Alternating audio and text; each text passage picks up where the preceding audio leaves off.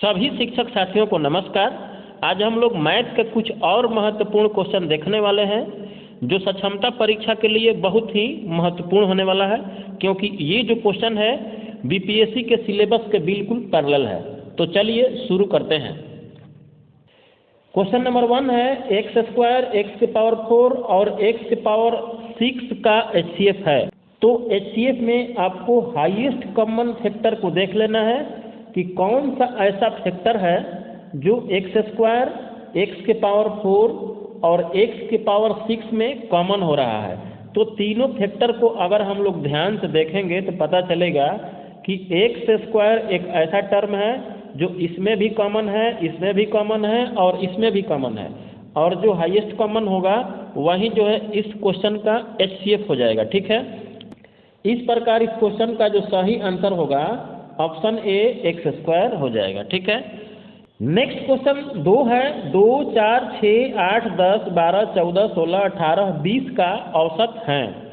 तो इसे अगर आप ध्यान से देखेंगे तो पता चलेगा कि यहाँ जो भी संख्याएं दी हुई हैं ये क्रमागत सम संख्याएं हैं और ये क्रमागत 10 सम संख्याओं का हमें औसत निकालना है। ठीक है ना, तो क्रमागत 10 संख्याओं का औसत निकालना है। तो इसमें आपको क्या करना है कि लास्ट में जो ये नंबर लिखा हुआ है इस लास्ट नंबर में आपको 2 जोड़ देना है और 2 से ही भाग देना है। ठीक है ना, और इसको हल करने के बाद जो भी रिजल्टेंट आएगा वही इसका आंसर हो जाएगा। ठीक है ना, तो 20 में 2 जोड़िएगा तो 22 हो जाएगा और 22 में 2 से भाग देंगे तो ये हमारा हो जाएगा 11।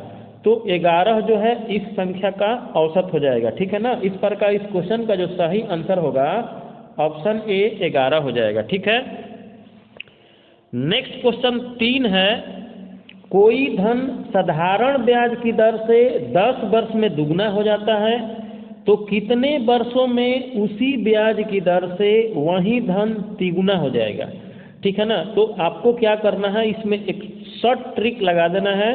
यहाँ कह रहा है ना कि कोई धन साधारण ब्याज की दर से 10 वर्ष में दुगना हो जा रहा है, तो 10 वर्ष में दुगना हो रहा है तो आपको क्या करना है 10 को ऊपर लिख देना है, और दोगुना करने को कह रहा है कि 10 वर्ष में दोगुना हो रहा है तो आपको हर में 2 - 1 कर देना है, और ये पूछ रहा है कि उसी ब्याज की दर से वही धन तिगुना हो जाना चाहिए।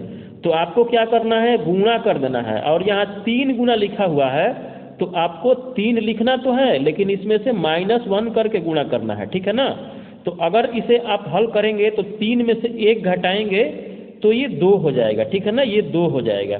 तो 10 में 2 से गुणा करेंगे तो ये 20 हो जाएगा, और नीचे यहाँ डिनोमिनेटर में जो है ना 2 में से 1 घटाएंगे तो 1 हो जाएगा।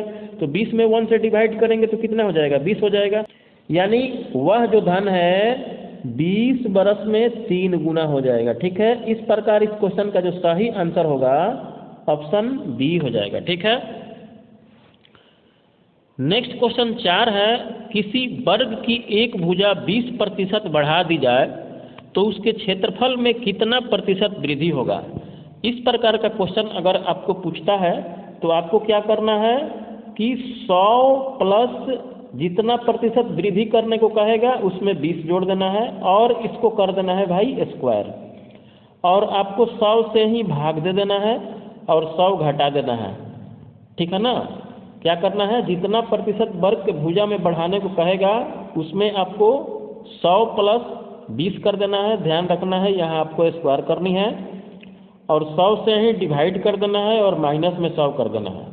तो अगर आप इसे हल करेंगे तो 100 में ये 20 जोड़ेंगे तो कितना हो जाएगा 120 हो जाएगा, और 120 को ऐसे 2 बार गुणा करेंगे और डिवाइड में 100 लिख देंगे और माइनस में 100 करेंगे तो क्या होगा कि इस 0 से इस 0 को कटा देंगे, इस 0 को इस 0 से कटा देंगे तो नीचे वाला जो हर है गायब हो जाएगा। 12 में 12 से आप गुणा करिएगा तो कितना हो जाएगा 144 हो जाएगा, और 144 में आप 100 घटाते हैं तो ये जो है हो जाएगा कितना 44 हो जाएगा, है ना। तो 44% जो है इसका सही आंसर हो जाएगा। ठीक है, इस प्रकार इस क्वेश्चन का जो सही आंसर होगा ऑप्शन ए 44 हो जाएगा। ठीक है, नेक्स्ट क्वेश्चन नंबर 5 है यदि 16 वस्तुओं का क्रय मूल्य 12 वस्तुओं के विक्रय मूल्य के बराबर हो तो प्रतिशत लाभ या हानि है।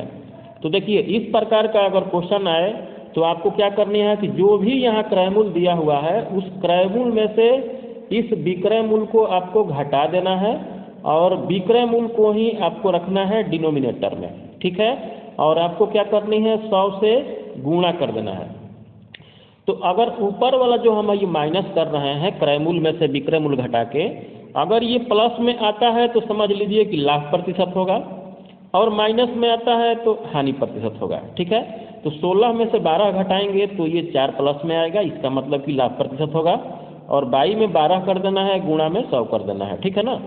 तो 4 में 12 से भाग देंगे तो ये 3 से कटेगा और 100 में 3 से भाग देंगे तो ये कितना हो जाएगा 33 सही 1/3, यानी कि लगभग 33.3% इसका प्रॉफिट हो जाएगा। इस प्रकार इस क्वेश्चन का जो सही आंसर होगा ऑप्शन सी 33.3% हो जाएगा, ठीक है।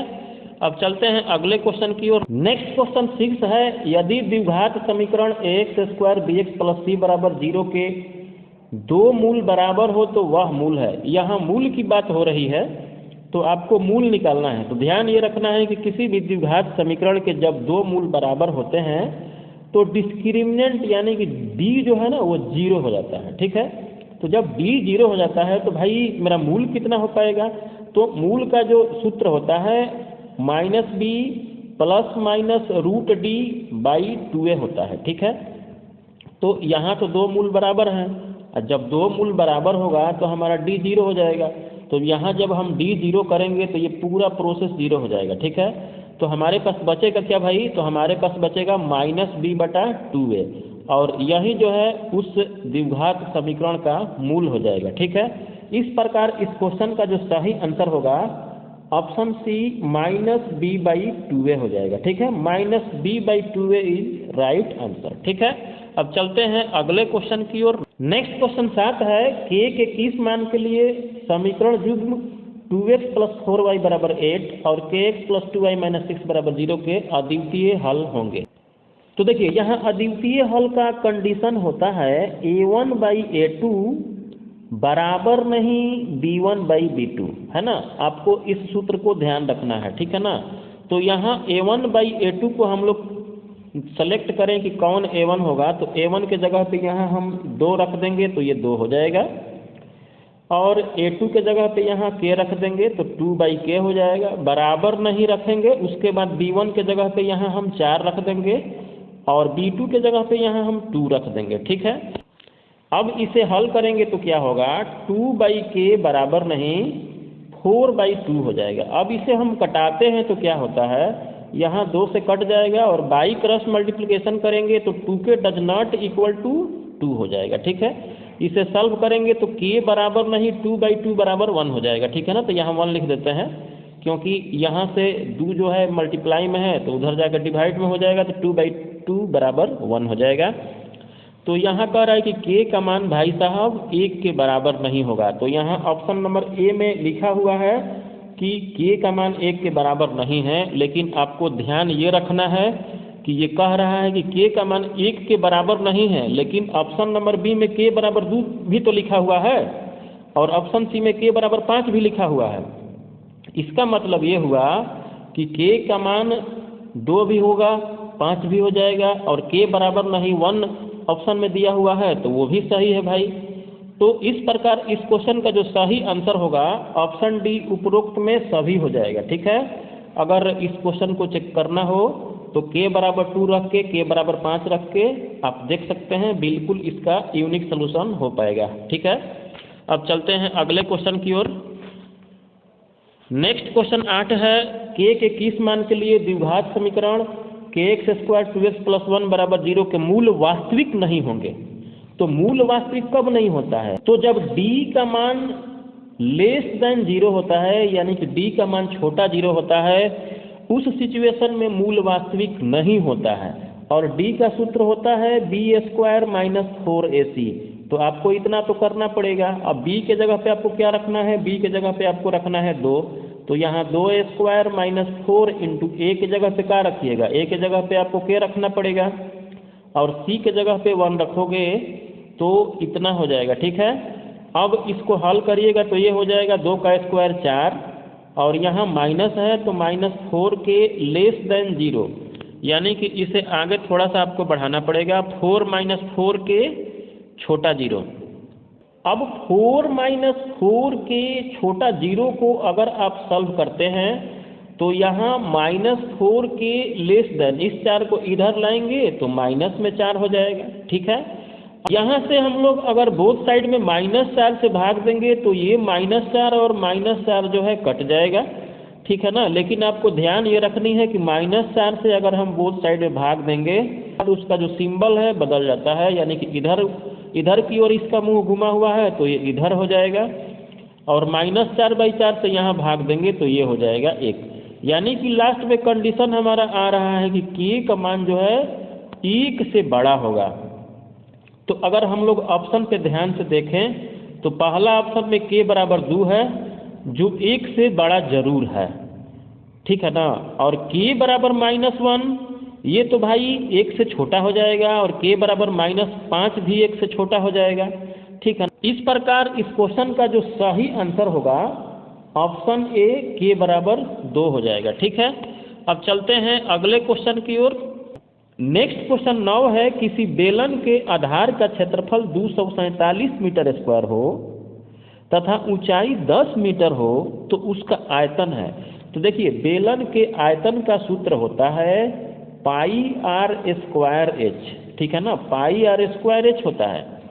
और ये जो होता है उस बेलन का आधार ही तो है, और आधार कितना दिया हुआ है 247 मीटर स्क्वायर है, तो यहाँ 247 मीटर स्क्वायर रख देंगे, और हाइट दिया हुआ है 10 तो 10 से गुणा कर देंगे। तो जब इसमें मल्टीप्लाई करेंगे तो 247 में 10 से गुणा करेंगे तो कितना हो जाएगा 2470 हो जाएगा, ठीक है ना। कितना हो जाएगा 2470 मीटर क्यूब हो जाएगा, ठीक है। इस प्रकार इस क्वेश्चन का सही आंसर जो है ऑप्शन बी 24।